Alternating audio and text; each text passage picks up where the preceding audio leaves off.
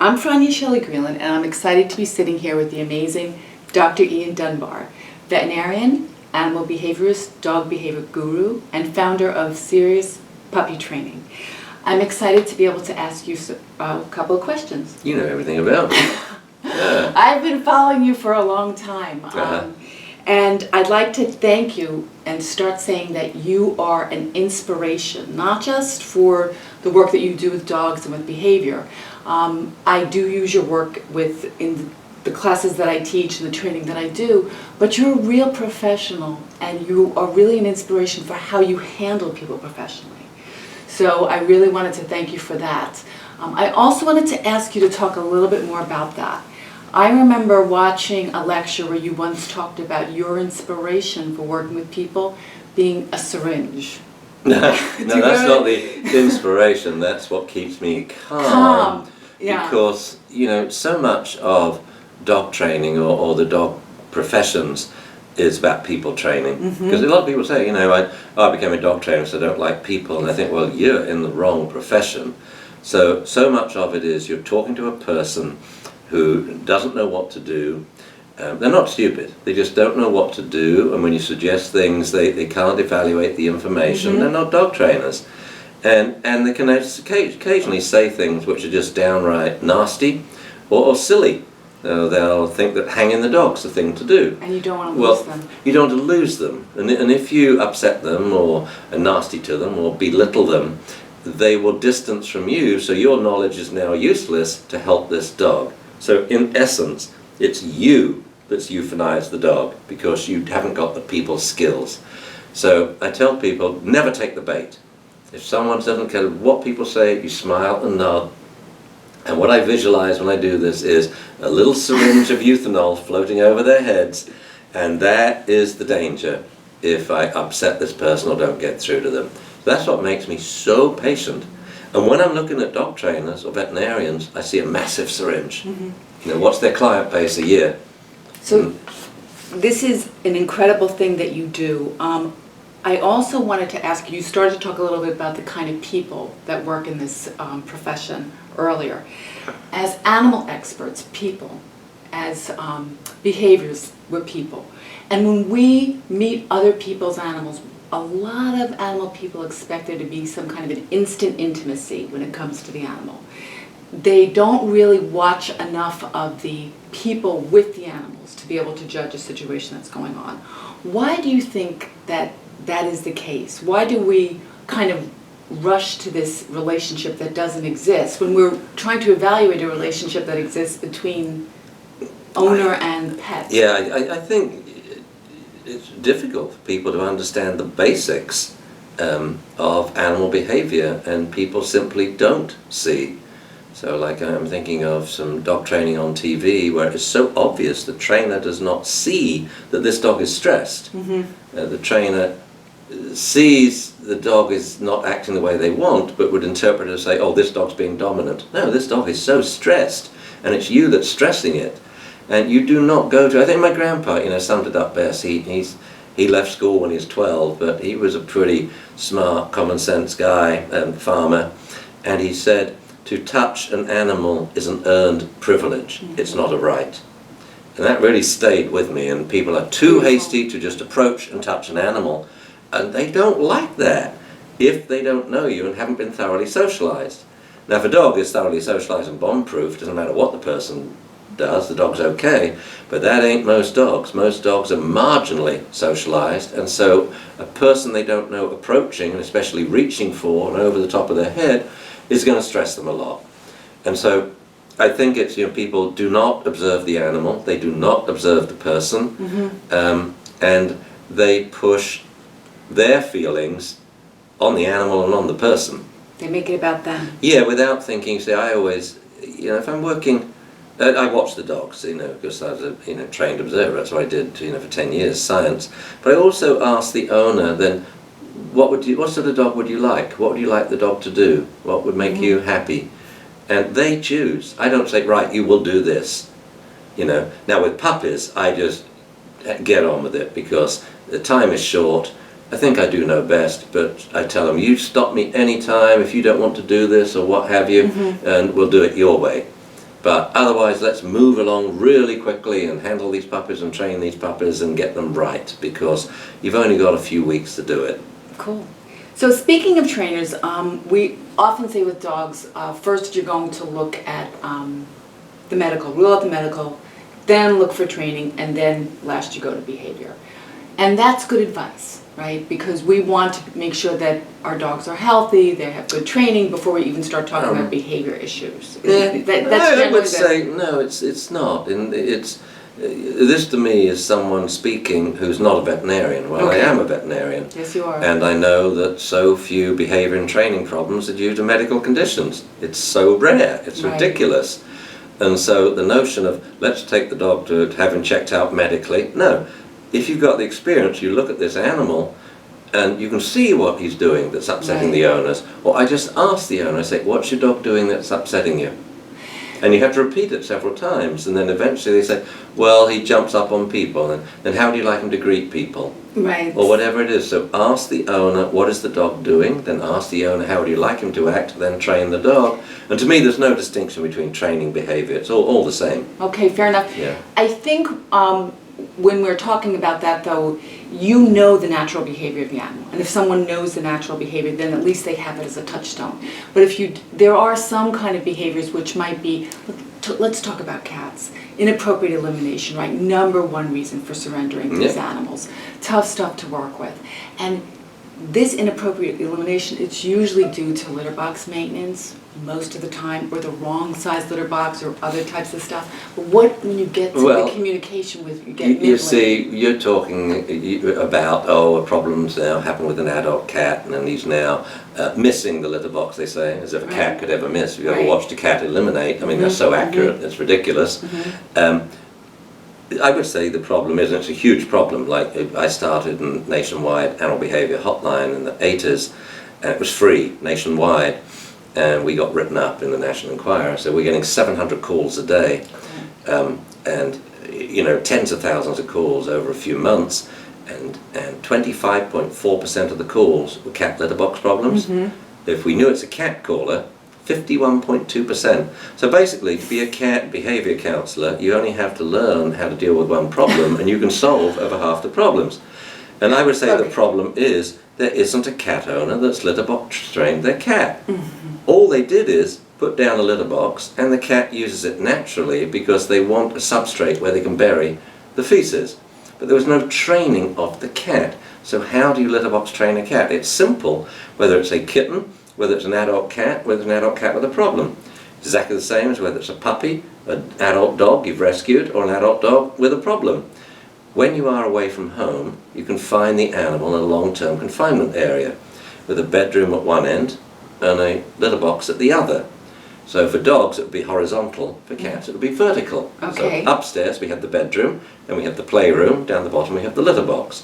So that's the design of the long-term confinement area. The cat now, or dog, will naturally use the toilet because they want to eliminate as far away as possible from their bedroom. Right. And they want to urinate, the dogs do, where there's urine, but no feces. Cats don't want to urinate anywhere near urine or feces, so you've got to clean the litter on a regular basis.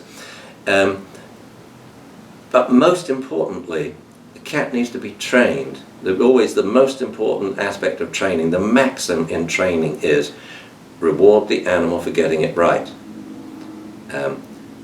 Stack the deck so you know the animal will get it right, then reward the animal for getting it right. No one does this with cats. I know cat owners have never seen their cat eliminate in their life. Well, So now here's the thing. When you're at home, confine the cat to a crate. Every hour on the hour, you say, come on kitty, let's go pee and poop. You open the crate door, so you carry the crate to the toilet, shut the door, you open the crate door, you sit on the toilet, cat comes out, uses the litter box, good kitty, good kitty, good kitty, treat, treat, treat. In 3 days, the cat will be litter box trained. I'm definitely going to be trying this one. And also I would add, though, stay away from some of that perfume litter, those cabana types of things. Like, try to get to more of what a cat would normally eliminate, which is a very fine substrate. Dirt. It's for the cat, not for us. Go out in the garden and dig up some dirt. It's the cheapest and the best litter there is. So let me go back to asking you about trainers. If it's hard to find people who want to find trainers, who want to pay for this, who want to be able to work with someone for their dogs. It's hard to get people to really want to get something and to read about it first when it comes to being able to work with their dogs. But when you do get that person that wants to do it, that wants to train the dog, how do they find the right trainer? There's so many trainers that are out there. There's so many competing things. You're talking today about what makes trainers good and which way to go. For the person that's out there, that's just, walking into a big franchise store that offers training, sometimes that's the only thing that they know. They don't question it. How? Oh, I think you have to go and look. I mean, it's such a personal thing, and you all know what's right. So let's say you know nothing about training. I would say, well, Google puppy training and the name of your city. Then go to the classes and watch. If the trainer won't let you watch, don't go there. And so you'll work in, then you'll find, oh, these classes, like the big box store classes, all the puppies are on leash. Well, that's a waste of time. The whole point of a puppy class is so the puppies socialize with people. Okay. And they play with each other and bite and learn bite inhibition. So when they're spooked or frightened or hurt as adults and they bite, they don't cause any damage. So go and look at the classes, and then you'll think, well, this class is so much fun, and look what the people are learning, and the people love this class. Most dog training classes, I find, to be honest, really boring. The people are sitting down on chairs with their dog on leash while the trainer's rattling on. No, a good class is you go for an hour, 55 minutes, the dogs are off leash, and because they live at home off leash. So why would we train them on leash, Yes, they have to learn leash walking. So go to the class and look. And most good trainers want people watching because that's more people to socialize the dogs with. And we say, right, handle the dogs, now pass it to this nice stranger here who's come along. And so this person will learn, how to deal with a dog, before they get one. They'll learn how to handle it. Good advice, fabulous. I want to ask you something about a study that was done in 2000 in the Journal of American Veterinary Medical Association. It was on an evaluation of treatment for separation anxiety for people working with dogs. And what was interesting was what they looked at, and I'm sure that if I start to talk about this, you'll know what I'm talking about. What did the people do? When the behaviorists worked with the people, what were they willing to follow? What advice were they willing to follow? Okay? And also, what was successful when they did that? And what they found was that just by simply doing two things, no correction and more exercise, they got a lot of positive outcome, a lot of stuff. And when I read this, I thought, that's really fabulous, because if you just take those two things, people will do it. And this is also a way to look at what people would actually do. They found that to work with the desensitization, people didn't really want to do that. It's confusing. And I wonder if, as a behaviorist, you really even want to start to teach people that kind of stuff, because it's so hard for people to really get the thresholds when it comes to that. Well, I would first question, what's this separation anxiety when they say no correction, like no punishment? I mean, when you came home and you saw that the dog had trashed the place, you don't Who would yell. think of punishing a dog that's anxious? Yeah. So I would question whether the dog was anxious. I would say, no, this is a problem, an owner absent misbehavior problem. What we have here is most likely, much more likely than anxiety, is a owner that has tried to inhibit behaviors like barking and chewing and peeing and pooping by punishing the dog when they're there. Well, what does the dog learn? Where to pee, what to chew? No, he learns wait till they're gone, then you can act like a dog. So that's what we're dealing with. And then when you talk about the no punishment, well, of course no punishment, but then exercise, well, yeah, that's cool, but it ain't training. I ask the owners, what is your dog doing that's upsetting you? He's urinating in the house when I'm gone. Good. Let's teach him where to urinate, shall we? Or we'll teach him to hold it when you're gone. You get it? No, I get this. A question for you on this, to go back to, if for separation anxiety, we would talk about targeting the point of egress so that they are starting to chew the door frame, self-mutilation because of trying to get out. Not this anxiety where they bark a couple of times and then they settle. True, real separation We have anxiety. true anxiety, then the owner won't be resolving it with existing techniques because they take forever. And no owner's going to do that. It takes too long, it's too complicated, and no owner, well, very few owners, can afford to pay a trainer to do it. I would just go straight to the auto trainer. I mean, that's why I developed it. This will cut through if you only feed the dog from the auto trainer. The separation anxiety will disappear, but you must only feed it from the auto trainer. If you feed it from a bowl once, you're jeopardizing the whole program. Because now this has the ability to train the dog 24 hours a day, 7 days a week, non-stop. The dog's always in training and he's always being rewarded for being calm, being quiet. And as soon as you do that, now the dog is more calm and more quiet. You know, it's like good behavior is kind of like a cancer. A cancer is a space-occupying lesion, which eventually grows so big it squeezes out the good tissue. Well, same with the good behavior. You reward the dog for good behavior. Now he's more likely to be good in the future. Well, you get to the point where he's good all the time. There's no time for bad behavior. So this is what the computer will do. Also, because it's a computer, it's not just tireless, it's consistent and has impeccable timing. So this little machine will sit and train your dog, and kind of the sad thing is the dogs bond to the machine like it's a living being. This is just a computer, but the dog actually forms a relationship with it, which is kind of like Harry Harlow's monkeys. You know, they took the young monkeys away from the mothers, and they had many behavior and temperament problems. So they gave the baby monkeys a little wire frame to hug. And then a lot of the behavior problems went away.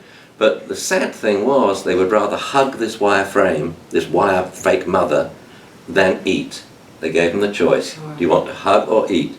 And we find, you know, dogs with this, they settle down next to the machine and they communicate to it. They go woo, woo, woo, woo, and they talk to the machine. So sad that these dogs are so lonely that that would happen. So that to me would be, now that I've developed this product, this would be the only way I would treat it. It would.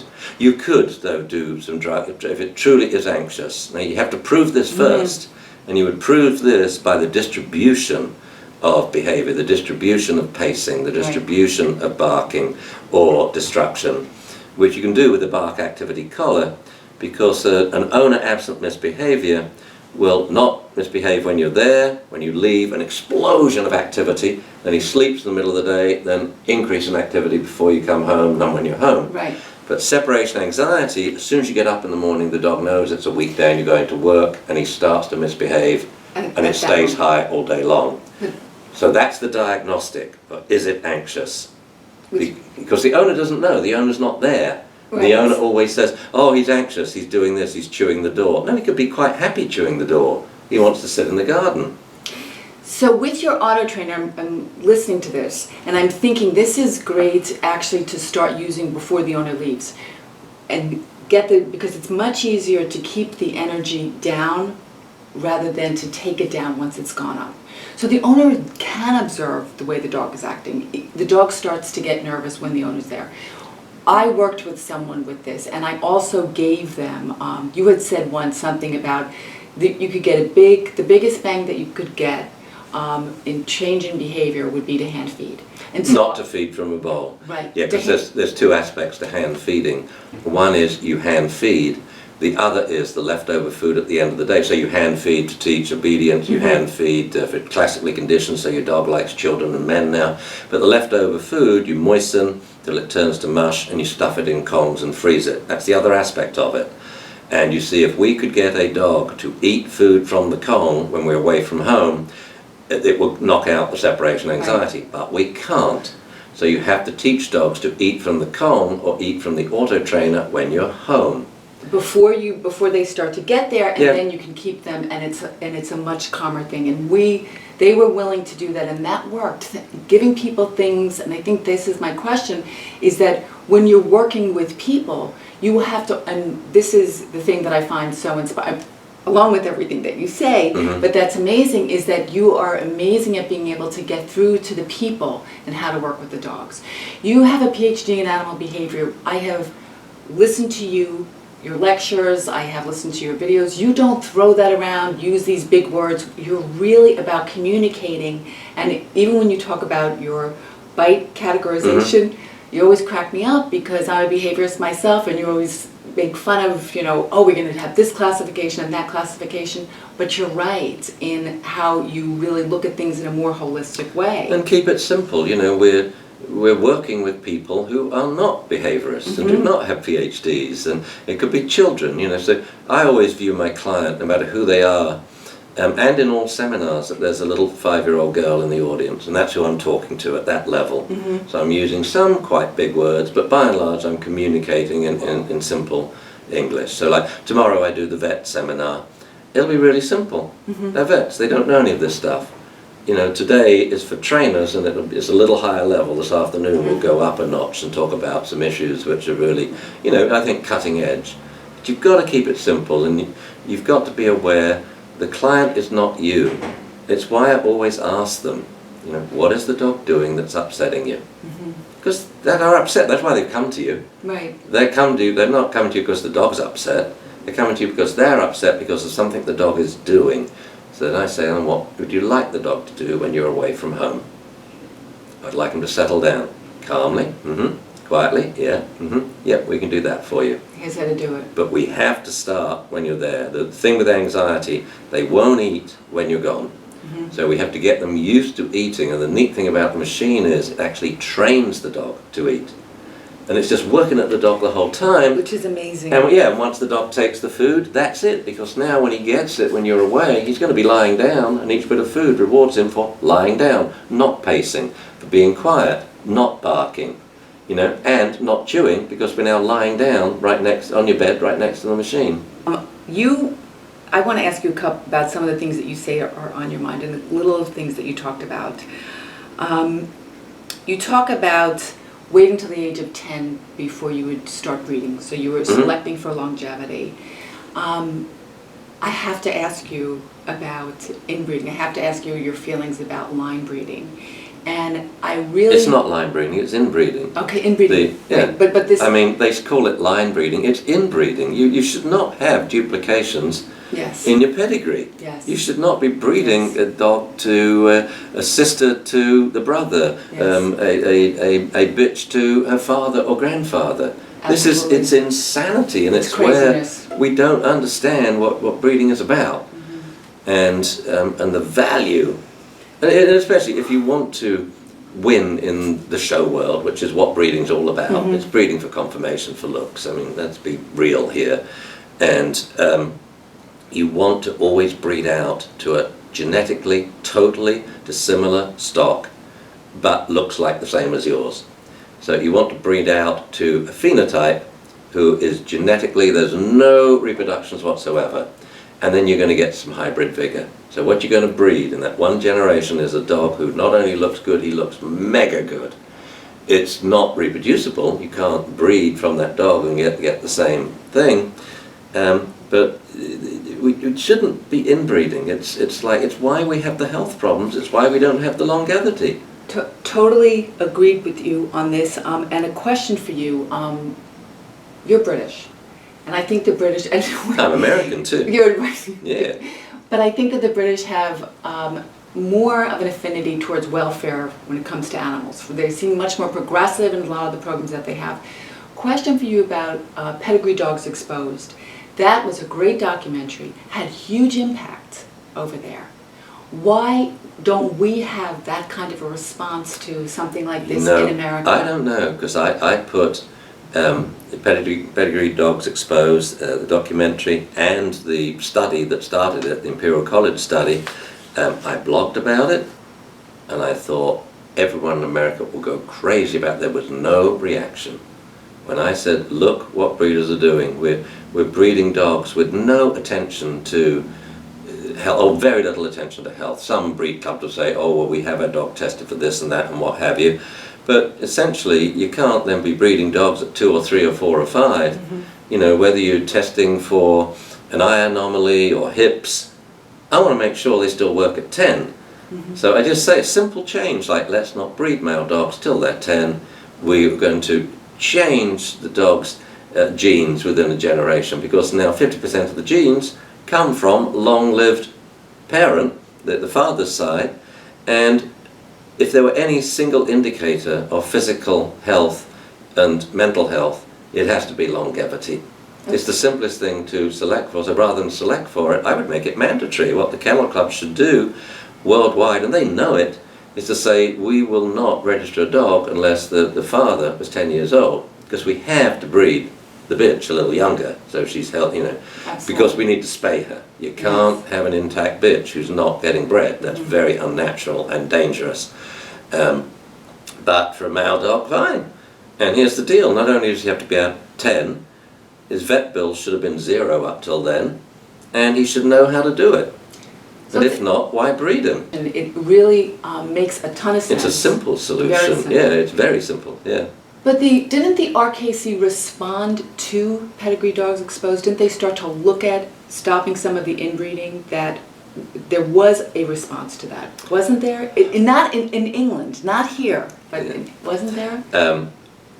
First, I'm speaking third hand now, but as I heard it, and I know the makers of the documentary, and I knew the people that pushed this thing forward in the media, and as I understand it, no, they were just, there's nothing wrong with our dogs. We breed for temperament, we breed for health. And so I think the BBC pulled coverage of Crufts, I think, I'm not sure. That wised them up very quickly. You're now talking a loss of several $1 million.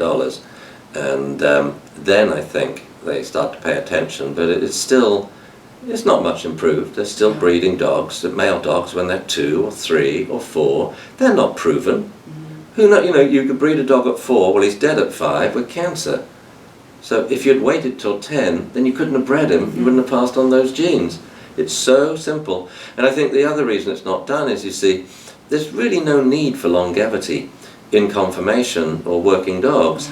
A conformation dog, his career's over at 5 years, and a working dog at 7 to 8, they're generally retired about then. But it's the pet ownership where we want dogs to live a long time.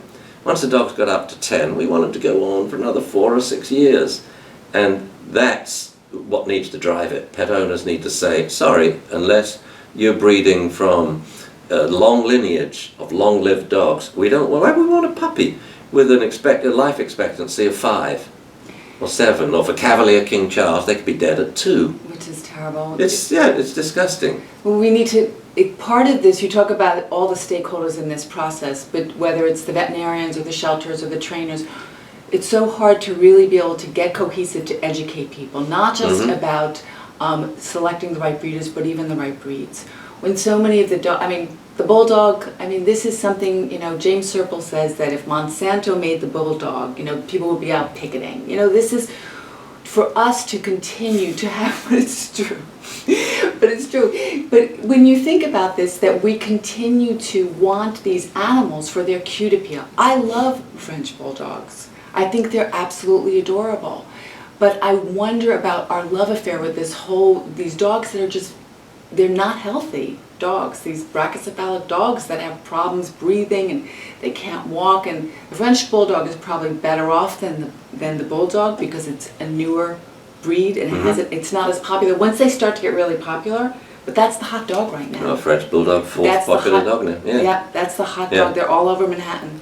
And for a back cross to a beagle. Yeah. Just put a little beagle and give him a muzzle, and he'd still be cute, but now he'd have a muzzle.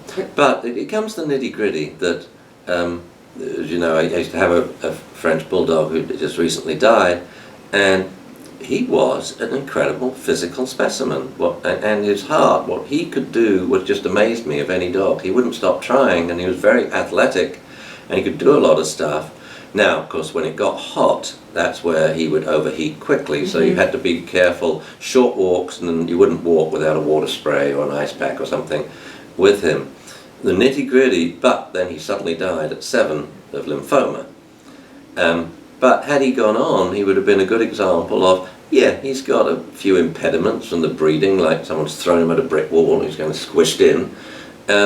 But he coped with it well, and he did snore a bit, but not too much. But on the other hand, then you have a beautiful dog like an American bulldog who looks like a real dog and is a wonderful specimen, especially the smaller ones, like 85-pound ones, that very good dog. But they don't live long. It's like friends of mine have had them go at 7, 8, 9, 10, and Dune was 12, so he did quite well. But they should be living to 14 or 16. As Americans, we love our breeds, and I know that there are kennel clubs all over the world, and everybody loves breeds. One of the biggest fixes, I think, would also be to allow for outbreeding, to even make it mandatory at some point, where in certain generations you have to bring in other breeds so that you get this, because this is never going to stop. And they do that in certain countries, Yeah. where they say, oh, we need a little bit more of this in the breed and so on. And it's, I seldom get into the breed issue, like people selecting breeds or doing the breed stuff. I just talk about dogs.